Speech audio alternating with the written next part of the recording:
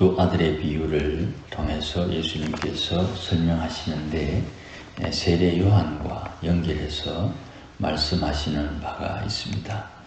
세례 요한에 대한 이야기는 예수님께서 언급하셨듯이 세례 요한은 그 오리라한 그 선지자 엘리야가 세례 요한이었다 하는 것을 예수님께서 말씀하셨고, 세례 요한은 자기에게 맡겨진 사명, 그 사명을 충실하게 잘 감당했다, 그렇게 말씀을 했습니다.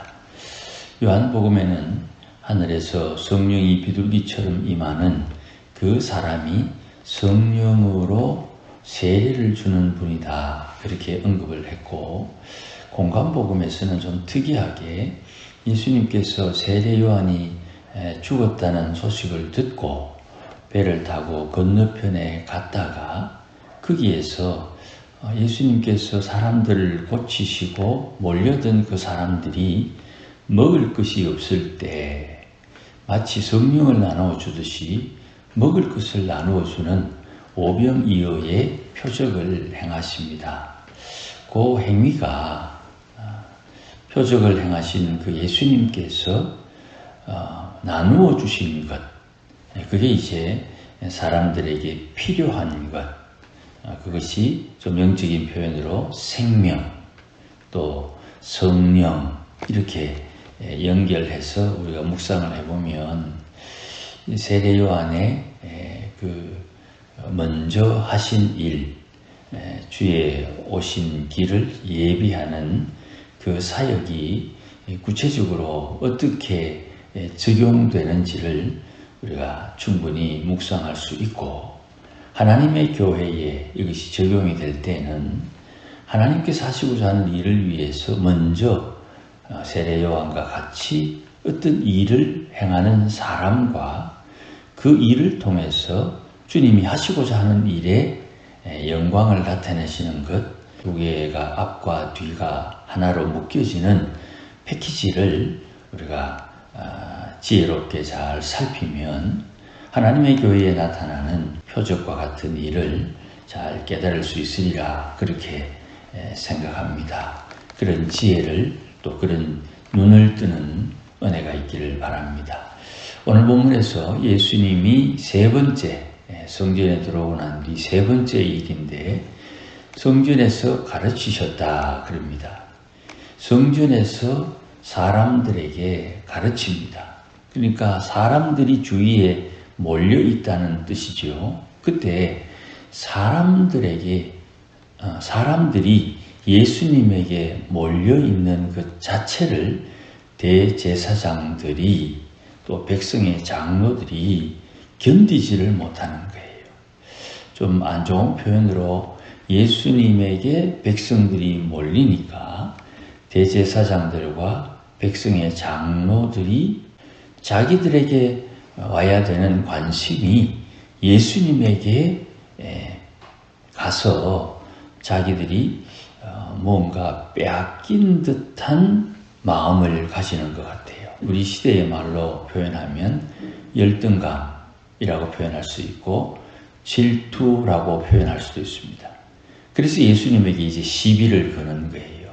사람들이 예수님께로 가니까 누군가 너에게 권위를 줬느냐, 이걸 가지고 이제 대제사장들이 예수님에게 시비를 겁니다. 누가 너에게 이 권위를 줬느냐? 왜 이런 일을 하느냐? 예수님께서 기적을 행하셨고 병든 자를 고치시니 거기에 사람들이 몰릴 수밖에 없지요. 대제사장들과 장로들은 그런 일을 하지 못하니까 사람들은 종교적인 관심에 의해서 그들에게 가까이 갈 뿐입니다. 그러니 이 내용은 사실 이렇게 질문하고 할 내용이 아니에요. 그런데 이들은 열등감 혹은 질투, 이런 것으로 자기의 기득권이 훼손당했다고 생각하는 것 같습니다. 그래서 예수님께서 그 당시 대제사장들 또 장로들의 대화 방법에 소위 랍비들의 대화 방법이라 이렇게 말합니다. 다른 사람이 질문을 할 때 되레 질문을 던지는 거예요. 그 질문을 내게 했으면 내가 답을 해줘야 되는데 이 바리새인들은 누군가 나에게 질문을 하면 나도 그에게 질문을 하는 거예요. 그래서 질문한 사람의 질문을 대답하기 어려우면 저 사람이 질문한 것을 되레 표현이 좀 상스럽습니다만은 질문한 사람의 질문을 좀 격화시키는 그런 방법으로 자기들의 권위를 지켰던 랍비들의 대화 방법을 사용해서 예수님이 되레 묻습니다. 나도 한 말을 너에게 묻겠다. 그러면 내가 너희의 질문대로 대답해 주겠다. 세례 요한의 세례가 어디로부터 왔느냐? 하늘로부터냐? 사람으로부터냐? 예수님께서 이 질문을 던져서 내게 듣고자 하는 답을 듣고자 하면 내 질문에 답을 먼저 해라. 아니면 나도 답 안 해준다. 이게 자기들이 써먹던 방법이란 말입니다. 예수님의 질문에 이들이 서로 의논합니다. 하늘로부터 왔다 하면 왜 안 믿노? 또 사람으로부터 왔다 하면 요한을 하늘로부터 온 사명을 받은 선지자로 여기니까 이 사람들이 백성들이 자기들을 대하는 태도가 달라질 것이니 무섭다. 그래서 모르겠다. 알지 못한다. 그렇게 대답을 합니다.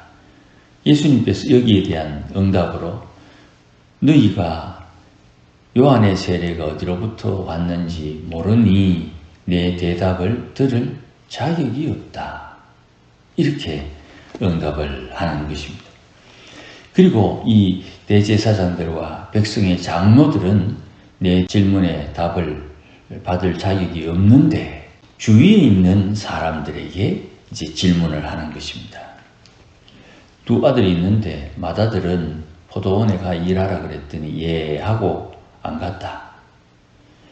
둘째 아들에게 가라 그랬더니 안 갈랍니다 했는데 그가 뉘우치고 회개하고 갔다. 둘 중에 누가 아버지의 뜻에 따라 순종했느냐? 질문도 아니죠. 그 주위에 있는 사람들이 둘째 아들입니다 그랬더니 세리와 장녀들, 하나님의 말씀에 순종하지 않고 되레 악하게 사는 이 세리와 장녀들, 아버지가 포도원에 가서 일하라 할 때 싫습니다 했던 이 둘째 아들과 같은 세리와 장녀들이 회개하고 둘째 아들이 일하러 갔던 것처럼 세리와 장녀들이 회개하면 하나님의 나라에 들어간다. 그런데 간다고 이야기하고 안 간 맏아들과 같은 대제사장들과 백성의 장로들은 하나님 나라에 들어가지 못한다. 이 이야기가 예수님 예루살렘 입성하기 전에 했던 먼저 된 자가 나중되고 나중된 자가 먼저 된다 하는 말씀의 또 다른 비유지요. 왜 세리와 장녀들이 먼저 되느냐? 32절에 요한이 의의 도로 너희에게 왔는데 너희는 안 믿고 세리와 장녀는 믿었다. 방금 너희들이 대답했듯이 세례 요한은 그의 세례가 어디로부터 왔느냐? 모른다. 안 믿는다. 하늘로부터 왔다는 것을 거부한다. 그러나 눈에 보이는 백성들을 무서워하고 눈에 보이지 않는 하나님을 무시하는 너희는 믿지 아니하므로 세례와 장녀들보다 못하다. 이렇게 예수님께서 직설적으로 표현을 한 거예요. 32절 맨 뒤에 이것을 보고도 끝내 뉘우쳐 믿지 아니했다 이랬죠. 아주 악한 겁니다. 이 정도 하면 눈치채고 이게 어디로 줄 서야 되는지, 이걸 어떻게 이해해야 되는지, 이게 무슨 뜻인지 누구나 다 알 수 있음에도 불구하고 끝내 뉘우쳐 믿지 않는다. 회개하지 않았다. 이 말입니다. 회개하지 않은 이들이 하나님의 아들 예수를 십자가에 죽이죠. 대제사장과 백성의 장로들이 여호와 하나님을 모릅니까? 율법을 모릅니까? 성전을 멀리합니까?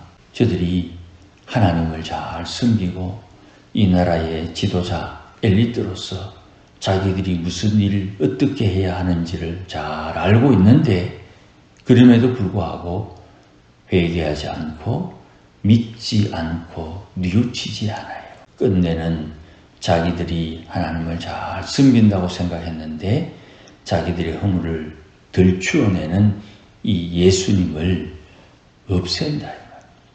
우리의 허물을 왜 들추어내느냐? 없앤다 이 말이죠. 예수님은 회개하면 천국이, 구원이, 용서가 주어지는데 그 하나님의 사랑을 거부하는 이유가 자기들이 하나님을 사랑하기 때문에 예수님이 말하는 그 하나님의 사랑은 사랑이 아니라고 단정 짓고 하나님의 사랑을 이야기하는 예수님을 이 땅에서 죽여버린다. 요한복음에도 예수님 말씀합니다.